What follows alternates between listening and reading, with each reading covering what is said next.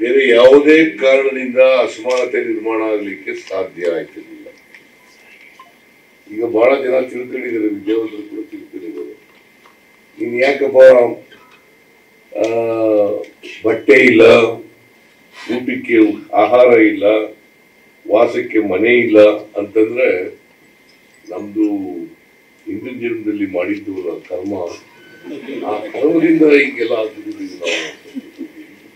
ಇದನ್ನು ಬಿತ್ತಿ ನಂಬ್ಕೊಳ್ಳೋ ರೀತಿ ಮಾಡಿ ಹಿತಾಸಕ್ತಿ ಮಾಡಿ ಇದಕ್ಕೆ ವೈಜ್ಞಾನಿಕವಾಗಿ ಯೋಚನೆ ಮಾಡಿ ವೈಚಾರಿಕವಾಗಿ ಯೋಚನೆ ಮಾಡ್ತಕ್ಕಂಥ ಪರಿಸ್ಥಿತಿ ಬದಲಾವಣೆ ಮಾಡಲಿಕ್ಕೆ ಬಿಡೋದಿಲ್ಲ. ಅದಕ್ಕೆ ಬಸವಣ್ಣವ್ರು ಏನ್ ಹೇಳ್ತಾರೆ ಅಂತಂದ್ರೆ, ಕರ್ಮ ಸಿದ್ಧಾಂತವನ್ನು ತಿರಸ್ಕಾರ ಮಾಡಿ ಅಂತ ಹೇಳ್ತಾರೆ. ಕರ್ಮ ಸಿದ್ಧಾಂತ ಇದೆಯಲ್ಲ ಅದನ್ನು ತಿರಸ್ಕಾರ ಮಾಡಿ. ಯಾರು ಹೇಳಿದ್ದು ಇದನ್ನ? ಬಸವಣ್ಣವ್ರು ಹೇಳುದು. ಈ ಬಹಳ ಜನ ವಿದ್ಯಾವಂತರಿದಾರಲ್ಲ, ಈ ಕರ್ಮ ಸಿದ್ಧಾಂತವನ್ನ ತಿರಸ್ಕಾರ ಮಾಡೇ ಇಲ್ಲ. ನಿಮ್ಮಲ್ಲಿ ಎಷ್ಟು ಜನ ಮಾಡಿದಾರೆ ಗೊತ್ತಿಲ್ಲ. ಆಮೇಲೆ ಬಹಳ ಜನ ನಂಬಿಸ್ಬಿಟ್ಟಿದ್ದಾರೆ, ಮನೆಯಲ್ಲಿ ಹೇಳ್ಕೊಟ್ಬಿಟ್ಟಿರ್ತಾರೆ. ಪಾಪ ತಂದೆ ತಾಯಿಗಳು ಗೊತ್ತಿಲ್ಲ, ಹೇಳ್ಕೊಟ್ಬಿಟ್ಟಿದ್ದಾರೆ ಮಕ್ಕಳಿಗೆ. ನೀವ್ ಯಾಕೆಪ್ಪ ಹಿಂಗಾಗಿದ್ದೀಯ ಅನ್ನೋದ ನಾನೇ ಬರ ಸ್ವಾಮಿ,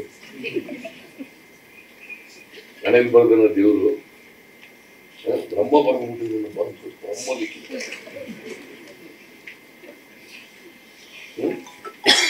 ಬ್ರಹ್ಮ ಲಿಖಿತ. ಹಣೆಯಲ್ಲಿ ಒಬ್ರು ವಿದ್ಯಾವಂತರಾಗು, ಇನ್ನೊಬ್ಬ ವಿದ್ಯಾವಂತರಾಗು, ಒಬ್ರು ಶ್ರೀಮಂತರಾಗು, ಇನ್ನೊಬ್ರು ಒಟ್ಟಿಗೆ ಇಲ್ಲದೆ ಇದ್ದವರಾಗು ಅಂತ ಬರೀತಾನೆ. ಒಬ್ರು ಕೆಲಸ ಸಿಗ್ಲಿ, ಇನ್ನೊಬ್ರು ಕೆಲಸ ಸಿಗ್ಲಿ, ಹೋಗಿ ನಿರುದ್ಯೋಗಿ ಅಂತ ಬರೀತಾನ. ಯಾವ ದೇವ್ರು ಬರೀತಾನ? ಹಂಗೆ ಭ್ರಮ ಬರ್ಬಿಟ್ಟಿದ್ದಾರೆ. ಬಹಳ ಜನ ಡಾಕ್ಟರ್ಗಳು, ಇಂಜಿನಿಯರಿಂಗ್ ಓದಿರ್ತಕ್ಕಂಥವ್ರು ಕೂಡ ಹೇಳ್ತಾರೆ ಇದು ಹಣೆ ಬರ.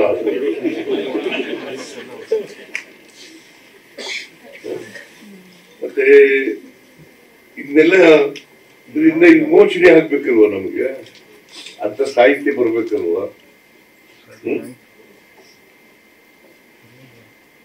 ಅಂತ ಸಂಸ್ಕೃತಿ ಬೆಳಿಬೇಕಲ್ವ ನಮ್ಮಲ್ಲಿ. ಈ ಸಾಹಿತ್ಯ, ಸಂಸ್ಕೃತಿ, ಇವೆಲ್ಲ ಈಗ ಇದ್ರ ಬಗ್ಗೆ ಯಾರು ಬರೀತಾರೆ?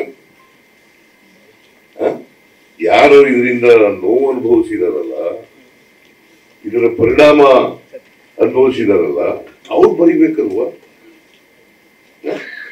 ಇನ್ನೇನು ಅವ್ರು ಯಾರು ಪಟ್ಟಭದ್ರ ಹಿತಾಸಕ್ತಿ ಬರೀಕ್ ಸಾಧ್ಯನ? ಪಟ್ಟಭದ್ರ ಹಿತಾಸಕ್ತಿ ಬರೀತಾರ? ಬರೆಯದೇ ಇಲ್ಲ ಅವರು. ಬಸವಣ್ಣ ಒಬ್ಬ ಮಾತ್ರ ಹೇಳಿದ್ರು. ಅದಕ್ಕೂ ಬಸವಣ್ಣವರು ಅವರ ಕ್ರಾಂತಿಯನ್ನು ಮುಂದುವರಿಸಲಿಕ್ಕೆ ಬಿಡ್ಲಿಲ್ಲ ಅವರಿಗೆ.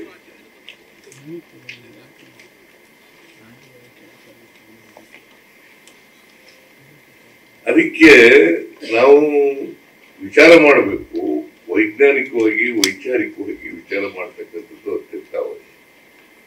ಅಂತ ಸಾಹಿತ್ಯ ಬರ್ತಕ್ಕಂಥದ್ದು.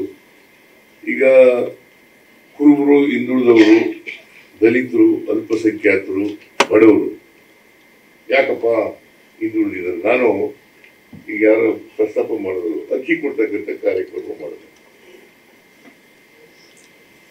ಅಕ್ಕಿ ಕೊಡ್ತಕ್ಕಂಥದ್ದು ಯಾಕೆ ಮಾಡಿದೆ ಅಂತಂದ್ರೆ, ನನ್ನ ಅನುಭವ. ನಮ್ಮ ಮನೆ ಪಕ್ಕದಲ್ಲಿ ಸವಿತಾ ಸಮಾಜದವರು ಇದ್ರು. ಅವರು ಪಾಪ ಒಂದು ತುತ್ತು ಅನ್ನಕ್ಕೆ ನಮ್ಮ ಮನೆ ಹತ್ರ ಬಂದು ನಿಂತ್ಕೊಳ್ಳೋದು. ನಮ್ಮವ್ವ ಕೊನೆ ಕಣ್ ಕೊಡೋಳು ಒಂದು ತುತ್ತು ಅನ್ನದ. ನಾನು ಇದನ್ನ ಕಣ್ಣಾರೆ ನೋಡಿದ್ದೆ. ಅದಕ್ಕೋಸ್ಕರ ಯಾರೂ ಕೂಡ ಅನ್ನಕ್ಕೋಸ್ಕರ ಇನ್ನೊಬ್ರು ಮನೆ ಹತ್ರ ಹೋಗಿ ನಿಂತ್ಕೊಳ್ಬಾರದು. ಎಲ್ಲರ ಮನೆಗೂ ಕೂಡ ಅನ್ನ ಮಾಡಬೇಕು. ಇಂಥ ಸಾಹಿತ್ಯ ಬರ್ಬೇಕು ಬೇಡ, ಇದು ಅನುಭವ ನಿಮ್ಮಿಂದ ಮೂರು ಬರ್ಬೇಕು ಬೇಡ. ಮತ್ತೆ ಇದು ಹೇಳವ್ರೆ ಬಹಳ ಜನ ಹೇಳಿದ್ರು ನನಗೆ, ನಮ್ಮ ಶಾಸಕರುಗಳೇ ಮಾತಾಡಿದ್ರು, ಸಿದ್ದರಾಮಯ್ಯನವರು ಅಕ್ಕಿ ಫ್ರೀಯಾಗಿ ಕೊಟ್ಬಿಟ್ಟು ಕೆಲ್ಸಕ್ಕೆ ಬರುವ ಸೋಮಾರಿಗಳು ಮಾಡ್ಬಿಟ್ರು. ನಾನು ಒಂದ್ಸಾರಿ ಅಸೆಂಬ್ಲಿನಲ್ಲಿ ಹಿಂಗೆ ಚರ್ಚೆ ಬಂದಿತ್ತು.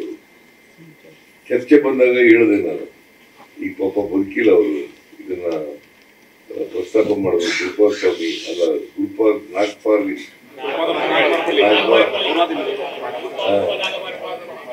ಗುರುಪಾದಪ್ಪ ಅವರು ಹಿಂಗೆ ಹೇಳಿದ್ರು, ನೋಡ್ಯ ಗುರುಪಾದಪ್ಪ, ನೀನು ಈ ಉತ್ಪಾದನಾ ಪ್ರಕ್ರಿಯೆಯಲ್ಲಿ ತೊಡಗಿಸ್ಕೊಂಡಿದ್ದೀನೋ ಗೊತ್ತಿಲ್ಲ, ನೀನು ನೋಡಿದ್ರೆ ಇಲ್ಲ ಅಂತ ಅನ್ಸುತ್ತೆ. ಎಲ್ಲರೂ ಕೂಡ ಉತ್ಪಾದನಾ ಪ್ರಕ್ರಿಯೆಯಲ್ಲಿ ತೊಡಗಿಸ್ಕೋಬೇಕು, ಬಂದದನ್ನೇ ಎಲ್ಲರೂ ಹಂಚ್ಕೋಬೇಕು. ಅದನ್ನೇ ಬಸವಣ್ಣ ಹೇಳಿದಲ್ಲ, ಕಾಯಕ ಮತ್ತು ದಾಸೋಹ ಅಂತ ಹೇಳಿದಾರಲ್ಲ.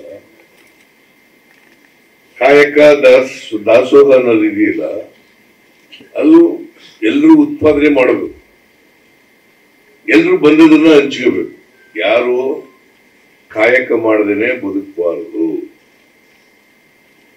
ಅದಕ್ಕೋಸ್ಕರ ಅವರೊಂದಷ್ಟು ದಿನ ಕೆಲಸ ಮಾಡಿ ಮಾಡಿ ಮಾಡಿ ಸುಸ್ತಾಗ್ಬಿಟ್ಟಿದ್ದಾರೆ ಅವರು. ನೀವೊಂದಷ್ಟು ದಿನ ಕೆಲಸ ಮಾಡ್ರಪ್ಪ, ಕೂತ್ಕೊಂಡು ಎಲ್ಲ ಓಜು ಬೆಳೆಸಿಕೊಂಡಿದ್ದೀರಿ. ನೀವೊಂದಷ್ಟು ದಿನ ಕೆಲಸ ಮಾಡಿದ್ರೆ ಅವರು ಒಂದು ಪಾಪ ಎಲ್ಲ ಹೊಟ್ಟೆ ಹತ್ತಿಬಿಟ್ಟಿದೆ ಬೆನ್ನಿಗೆ. ಅವರು ಒಂದಷ್ಟು ದಿನ ರೆಸ್ಟ್ ತಗೊಳ್ಳಿ, ನೀವೊಂದಷ್ಟು ದಿನ ಕೆಲಸ ಮಾಡ್ರಯ್ಯ ಅಂತೆ. ನಾನು ಇದೇ ಉತ್ತರ, ಇದು ಇಟ್ ಈಸ್ ಆನ್ ರೆಕಾರ್ಡ್, ಅಸೆಂಬ್ಲಿನಲ್ಲಿ ರೆಕಾರ್ಡ್ ನಲ್ಲಿ ಇದೆ. ಇದು ಹೇಳಿದ ಗುರುಪಾದಪ್ಪನಿಗೆ ಇಡೀ ಅಸೆಂಬ್ಲಿ ಸ್ತಬ್ಧ ಆಗ್ಬಿಡಿ, ಯಾರು ಮಾತಾಡಕ್ ಹೋಗಿಲ್ಲ. ಹಾಗೆ ನಿಮ್ಮ ಅನುಭವಗಳು ಹೊರ ಹೋಗ್ಬೇಕಲ್ಲ.